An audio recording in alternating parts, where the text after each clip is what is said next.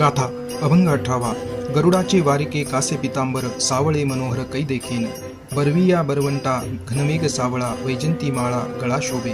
मुकुट माथा कोटी सूर्याचा झल्लाळ कौस्तुभ निर्मळ शोभे कंठी. ओती व श्रीमुख सुखाचे सखळ वामागी वेल्लाळ रखमादेवी. उद्धव अक्रूर उभे दोहीकडे वर्णिती पवाडे सनकादिक. तुका म्हणे नवे आनिका सारिका तोची माझा सखा पांडुरंग. जगद्गुरु तुकाराम महाराज म्हणतात, गरुडावर आरूढ झालेले व ज्याच्या कमरेस पितांबर शोभत आहे असे सावळे सुंदर रूप मी केव्हा बरे पाहीन. सर्वोत्तम राजस मेघाप्रमाणे सावळे आणि ज्याच्या गळ्यामध्ये वैजंतीमाळा शोभून दिसत आहे, ज्याच्या मस्तकावर कोटी सूर्याप्रमाणे तेजस्वी मुकुट आणि कंठामध्ये कौस्तुभमणी शोभून दिसत आहे.